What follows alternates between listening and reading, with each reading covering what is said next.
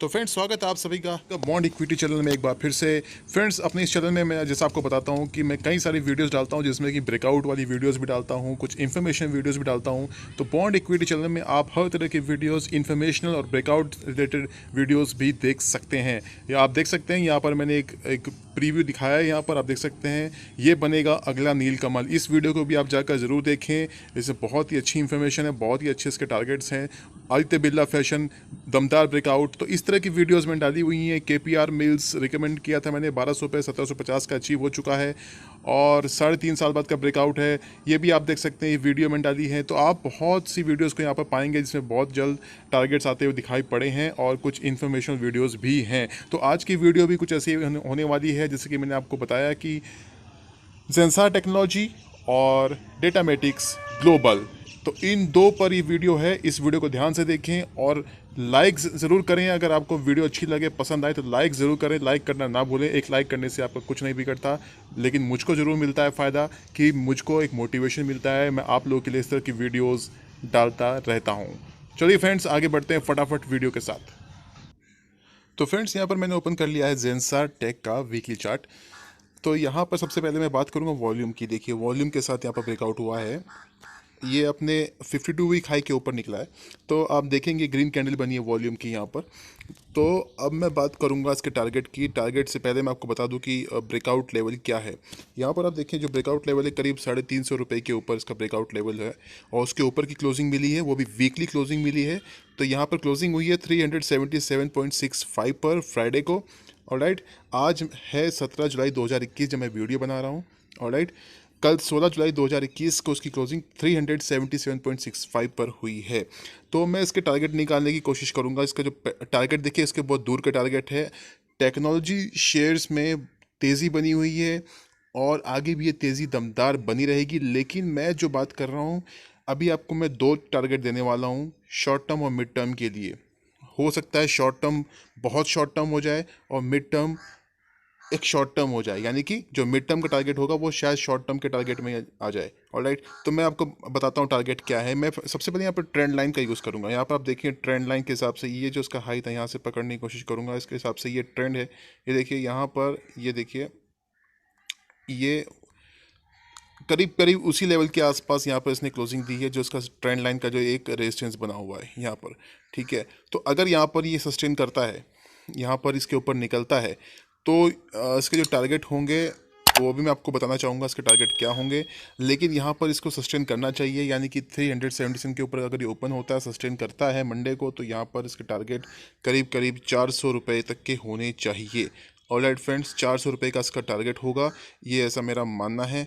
और अगर मैं मिड टर्म की बात करूं, तो मिड टर्म के लिए यहाँ से मैं फिबोनाची के माध्यम से इसका जो ये हाई है, ये देखिए, यहाँ से मैं इसको पकड़ूंगा और यहाँ पर ड्रॉप करूंगा इसके लो पे। तो यहाँ से जो टारगेट निकल के आएगा वो करीब करीब 529 रुपये का निकल कर आता है। तो मैं 525 तक के इसके टारगेट मान के चलता हूँ कि 525 का टारगेट आपको मिड टर्म में आता हुआ दिखाई पड़ेगा।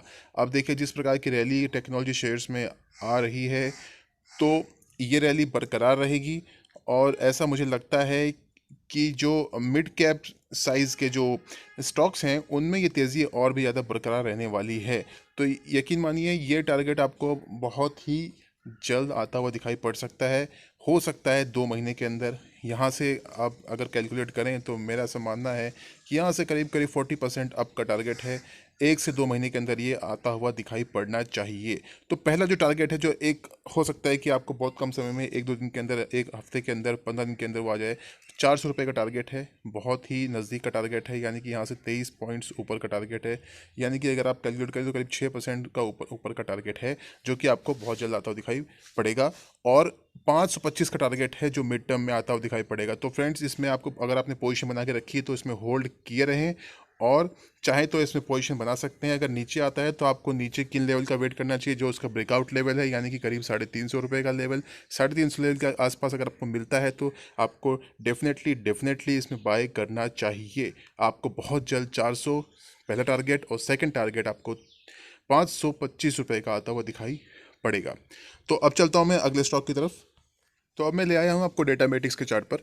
डेटामेटिक्स की जो क्लोजिंग हुई है फ्राइडे को 250.45 पर हुई है। ऑलराइट, तो अब इसमें जो नीचे आप देखेंगे वॉल्यूम्स भी अच्छे खासे आपको नज़र आ रहे होंगे, वॉल्यूम्स की कैंडल्स भी अच्छी नज़र आ रही हैं आपको। और अगर मैं आपको इसके मंथली चार्ट पर लेकर चलूँ तो आपको दिखाई पड़ेगा कि इसमें एक बहुत अच्छा ब्रेकआउट हुआ है। ऑलराइट, ये ब्रेकआउट कोई छोटा मोटा ब्रेकआउट नहीं है, ये करीब करीब 17 साल बड़ा ब्रेकआउट है। 17 साल के बाद ये ब्रेकआउट आया है, यानी कि 17 साल बाद ये अपने 17 साल पहले के लेवल्स के ऊपर निकला है। ये जो आप देख रहे हैं 1 मई 2004, ऑलराइट, जब ये इसकी लिस्टिंग हुई थी उसके बाद से आप देखें ये इसका हाई था 219 रुपये का 1 मई 2004 को, और अभी 17 साल बाद इसकी क्लोजिंग हुई है। यहाँ पर आप देखें 250 रुपये के ऊपर, ऑलराइट, हाई बनाया है 260 का। तो यहाँ पर आप देखें बहुत अच्छा ब्रेकआउट है। यहाँ पर अगर आपको ये थोड़ा नीचे मिलता है 220 225 के आसपास अगर मिलता है तो आप डेफिनेटली इसमें ऐड करें, क्योंकि बहुत अच्छा स्टॉक है मेरी नज़र में ये बना हुआ है और बहुत ऊपर के लेवल्स आपको दिखाई देंगे। मिड टर्म के लिए भी मैं आपको टारगेट दूंगा, लॉन्ग टर्म के लिए अगर आप होल्ड करते हैं तो डेफिनेटली आपको इसमें होल्ड अभी भी किए रहना चाहिए। देखिए पिछले 1 साल के अंदर आप देखेंगे इसने जो रिटर्न्स दिए हैं, काबिल तारीफ रिटर्न्स दिए हैं। 1 मार्च 2020 की अगर आप कैंडल देखें, ये मंथली कैंडल में लगाई हुई है, यहाँ पर आप देखें तो 27.40 का इसने लो बनाया था। और उसके बाद से आप देखें करीब करीब ये मान लीजिए 10 गुना के रिटर्न्स ये दे चुका है 1 साल के अंदर। 1 साल 4 महीने, 1 साल 4 महीने के अंदर इसने करीब करीब 10 गुना के रिटर्न्स दे दिए हैं, काबिल तारीफ रिटर्न्स दिए हैं। और अभी भी इसमें तेज़ी बरकरार रहेगी, उसके में सॉलिड फंडामेंटल रीजंस है वो भी मैं आपको बताऊंगा। और इसमें जो ब्रेकआउट है ये भी इसको दर्शाता है कि इसमें ये जो तेज़ी है वो बनी रहने वाली है। और वॉल्यूम्स भी आप नीचे देख सकते हैं, मंथली चार्ट में लगाया हुआ है तो आप देख सकते हैं वॉल्यूम भी अच्छे खासे यहाँ पर नज़र आ रहे हैं आपको। पिछले 5-6 महीने से आप देखें तो यहाँ पर अच्छे खासे वॉल्यूम आपको नज़र आते हैं। तो फ्रेंड्स इसमें जो पहला टारगेट मेरा होगा मैं आपको बता दूं, क्योंकि यहाँ पर जो क्लोजिंग हुई है मंथली चार्ट के हिसाब से मैं आपको बता रहा हूँ 219 के ऊपर हुई है। तो यहाँ पर अगर मैं फिबोनाची के माध्यम से निकालने की कोशिश करता हूँ टारगेट को, तो अगर आप मिड टर्म के लिए प्ले करते हैं तो देखिए मिड टर्म के लिए अगर आप प्ले करते हैं तो मैं इसका हाई और लो पकड़ता हूँ। यहाँ पर देखिए मिड टर्म के लिए अगर आप प्ले करते हैं तो आपको जो टारगेट होगा, फर्स्ट टारगेट निकल के आएगा देखिए 329 रुपये का, 329, या आप ये मान सकते हैं कि 330 रुपये का, 325 से 330 रुपये का टारगेट होगा जो आपको बहुत ही जल्द आता हुआ दिखाई पड़ेगा। जिस प्रकार की इसमें रैली बनी हुई है, मुझे ऐसा लगता है अपने हाई के ऊपर निकलने के बाद 17 साल के का ब्रेकआउट देने के बाद ये टारगेट आपको बहुत जल्द आता हुआ दिखाई पड़ेगा। या हो सकता है कि आपको ये विद इन अ मंथ, 1 महीने के अंदर ही आता हुआ दिखाई पड़े, जो कि यहाँ से करीब करीब 75 पॉइंट्स ऊपर है। 75 पॉइंट्स का ऊपर का मतलब करीब करीब 30% ऊपर की तेज़ी होगी, 30 से 35% ऊपर की तेज़ी आती हुई दिखाई पड़ेगी आपको। ऑलराइट फ्रेंड्स, तो ये एक इसमें ये एक आप मान सकते हैं, इसको मिड टर्म नहीं कहूँगा, मैं शॉर्ट टर्म ही कहूँगा। शॉर्ट टर्म का टारगेट है ये 325 से 330 रुपये का टारगेट, और मिड टर्म में 500 रुपये का टारगेट। ये सिर्फ फिबोनाची के माध्यम से ही नहीं, मैं आपको बता रहा हूँ, फिबोनाची के माध्यम से तो खाली आपको एक आइडिया लग जाता है कि किन लेवल्स तक ये जा सकता है, उसके आसपास तक के लेवल्स तक भी ये जा सकता है। अगर आप फिबोनाची का यूज़ नहीं भी करेंगे तो एक आइडिया होता है कि जिस तरह के इसके फंडामेंटल्स है, इसकी बुक वैल्यू है, उसके हिसाब से ये कहाँ तक जा सकता है। और ये कितनी जल्दी जाएगा ये आप नहीं बता सकते, लेकिन एक आइडिया होता है कि हाँ, फिबोनाची के माध्यम से और इसका जो ब्रेकआउट है उसके माध्यम से एक आइडिया लग जाता है कि ये किस लेवल तक कितनी जल्दी जा सकता है। तो ये मेरा मानना है कि 500 रुपये का टारगेट तक आप इसको होल्ड करें। 500 रुपये के टारगेट आपको आते हुए दिखाई पड़ेंगे। हो सकता है कि यहाँ से ये 3-4 महीने के अंदर, 5 महीने के अंदर या 6 महीने के अंदर ही आपको 500 रुपये के टारगेट्स आते हुए दिखाई पड़ेंगे। यहाँ से डबल होने की पूरी संभावना है 6 महीने के अंदर अंदर। तो फ्रेंड्स आप इसमें पोजीशन बनाए रखें, अगर आपने होल्डिंग की है तो बनाए रखें, और नहीं बनाई है तो अभी आप इसमें पोजीशन अभी बना लें। मेरा ऐसा मानना है कि आपको सॉलिड रिटर्न्स देखने को मिलेंगे। लॉन्ग टर्म के लिए भी आप इसमें प्ले कर सकते हैं, बहुत ही फंडामेंटली मजबूत कंपनी है। मैं इसके फंडामेंटल्स की तरफ आपको लेकर चलता हूँ, चलिए फंडामेंटल्स डिस्कस कर लेते हैं। आपको बीएससी की वेबसाइट पर ले आया हूँ। आप मार्केट कैप इसका देखेंगे तो 1478.15 करोड़ का है, और राइट, फेस वैल्यू 5 रुपये की है। इसका ईपीएस 8 रुपये 54 पैसे का है, और इसके पीई की बात करें तो 29.38 का है। देखिए टेक्नोलॉजी शेयर्स के हिसाब से इसका वैल्यूएशंस कोई ज़्यादा महंगे नहीं है, बहुत सस्ता है। प्राइस टू बुक वैल्यू भी आप देखेंगे तो मात्र 2.64 के मल्टीपल्स पे आपको मिल रहा है, यानी कि करीब 2.5 गुना के मल्टीपल पे। बहुत सस्ता शेयर है। अभी भी इतनी लंबी दौड़ लगाने के बावजूद भी आपको सस्ते में मिल रहा है, तो आपको डेफिनेटली इसमें माल उठाना चाहिए। ROE 8.99 का है। आप देख सकते हैं IT सॉफ्टवेयर प्रोडक्ट्स बनाने वाली ये कंपनी है। तो चलिए इसका बिजनेस देख लेते हैं किस प्रकार का है। मार्च 2020 से मैं स्टार्ट करूंगा। 102 करोड़ का रेवेन्यू जनरेट किया था इसने, और जून 2020 में थोड़ा कम हुआ, 90 करोड़ का हो गया, क्योंकि आपको पता है कोरोना की वजह से सभी का बिजनेस पे इम्पैक्ट आया था।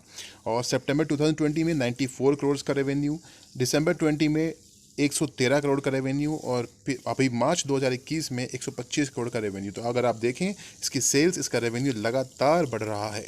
और मैं इसके अगर बात करूं, यहाँ पर नेट प्रॉफिट की बात करूं, तो नेट प्रॉफिट भी आप देखेंगे तो मार्च 2021 में 4.53 का था, फिर अगेन जून 2020 में क्योंकि इम्पैक्ट पड़ा था कोविड का, तो 1.73 करोड़ का नेट प्रॉफिट। उसके बाद आप देखें तो फिर से बढ़ने लगा नेट प्रॉफिट, 6.27 करोड़ का नेट प्रॉफिट, उसके बाद 10.30 करोड़ का नेट प्रॉफिट, और उसके बाद यानी कि लेटेस्ट जो मार्च 2021 का जो रिजल्ट आया उसमें 32.02 करोड़ का net profit. Operating profit margin की अगर बात करें तो देखिए मार्च 2020 में 9.27% का था, और जून में 7.37%। अगेन उसके बाद बात करेंगे 11.86%, फिर 14.59%, उसके बाद 39.68%। तो ऑपरेटिंग प्रॉफिट मार्जिन भी लगातार बढ़ रहा है। और नेट प्रॉफिट मार्जिन भी अगर आप देखें तो लगातार इसमें अच्छी खासी जंप देखने को मिली है। पिछले क्वार्टर से इस क्वार्टर में तो बेमिसाल एकदम अद्भुत जंप देखने को मिली है, यानी कि करीब करीब 3 गुना की जंप देखने को मिली है नेट प्रॉफिट मार्जिन में। ये खासकर आईटी सेक्टर की कंपनी में इतना बड़ा मार्जिन अगर देखने को मिलता है तो कंपनी के लिए बहुत ही मजबूत फंडामेंटल उसके सुधर जाते हैं, बहुत ही मजबूत कंपनी निकल के सामने आती है, जैसे कि मैंने आपको बताया। तो ये थे इसके फंडामेंटल्स जो मैंने डिस्कस किया आपके साथ में फ्रेंड्स, और इसका चार्ट भी मैंने आपके साथ डिस्कस किया है। जेंसार टेक्नोलॉजी और डेटामेटिक्स, इन दो पर आप नज़र बनाए रखिए। पोजीशन बनाना चाहें तो आप पोजीशन बना सकते हैं, अपना रिसर्च भी खुद करें क्योंकि पैसा है आपका। तो फ्रेंड्स ये था इन दो स्टॉक्स पर मेरा रिव्यू, मेरा एनालिसिस। अगर आपको अच्छा लगा हो वीडियो तो प्लीज़ मुझे लाइक करके मोटिवेट कीजिएगा। लाइक जितना करेंगे उतना मुझे मोटिवेशन मिलता है। आप कमेंट भी कर सकते हैं, और सब्सक्राइब नहीं किया अगर आप नए हैं चैनल पर तो आप सब्सक्राइब कर डालिए और बेल आइकन को प्रेस कीजिए, ताकि आपको कोई भी इन्फॉर्मेशन मैं डालता हूँ, कोई भी वीडियो डालता हूँ तो आपको इन्फॉर्मेशन मिल जाए नोटिफिकेशन के माध्यम से। तो फ्रेंड्स अगली वीडियो में फिर मिलेंगे, अपना ख्याल रखिए।